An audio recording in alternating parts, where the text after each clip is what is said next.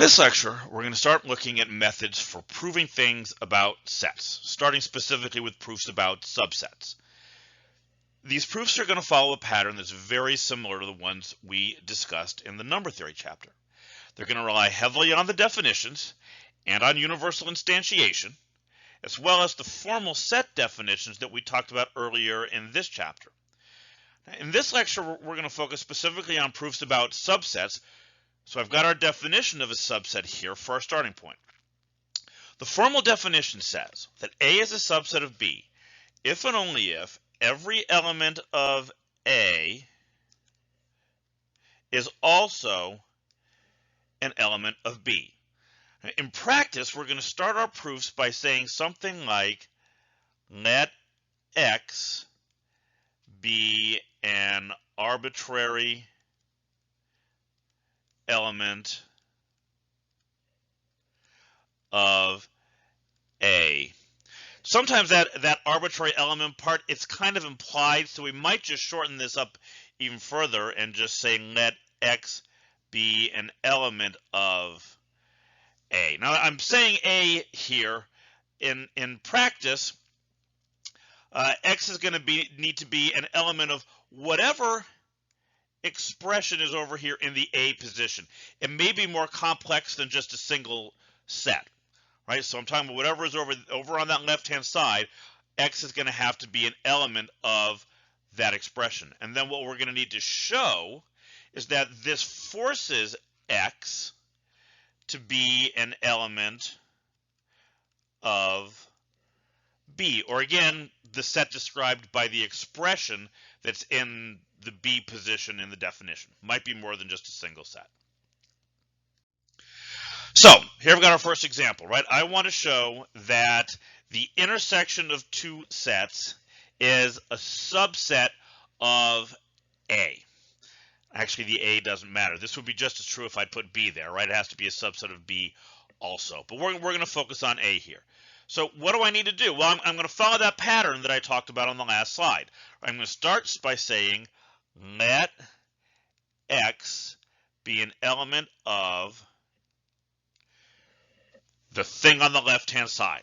Again, as I said, it could be. It's more complicated than just a single set, right? So I'm going to say let X be an element of the intersection of A and B. Therefore, by the definition of intersection, X is an element of A and X is an element of B. But that's what I needed to show, right? I needed to show that X being in here forced X to be in here. And that's what I've got right here, right? Therefore, X is an element of A, so A intersection B is a subset of A by the definition of A subset. And that's it. Very short, right? Very short, but that's our proof. So again, I want to step back, take a step back, right, and think about the process here and what happened. I started by saying let X be an arbitrary element of that set on the left-hand side. Kind of the smaller set. The set that I'm trying to show is a subset of the other. Then I just applied the definition. Okay, well, what does it mean for X to be in the intersection? Well, it means this and this. All right. But now, what does that mean? Well, that means if X is in A and B, specifically, X is in A, and that's what I needed to show, right? If something is in the left-hand side, then it must be in the set on the right-hand side. That's our definition of a subset. So I've got another one here for us to look at. And this one is, there's a little more to it, right? It's a conditional statement. And what I really want you to focus on is the then part, right? Because this is what we need to prove. ultimately, I'm going to have all this information over here on the left to work with, but I need to show that A is a subset of C. So I'm going to follow the same pattern.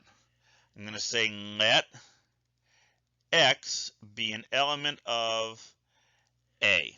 That's the set on the left. And I need to show that if I know all of this stuff here, then that's going to force X to also be in C.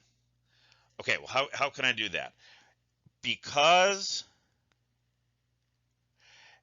A is a subset of B, that means every X in A is also in B.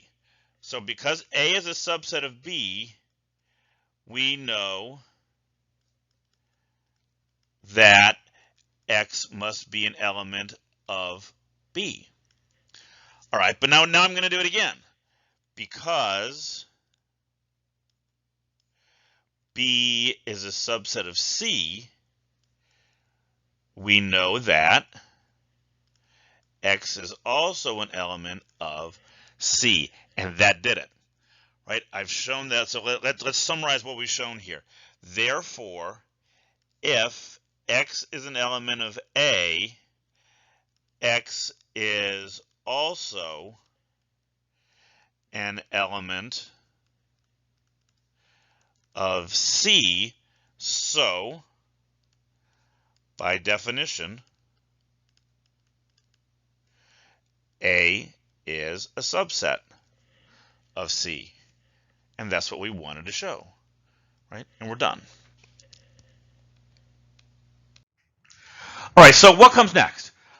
We have two connectives that we're squared away on now. We've got and or.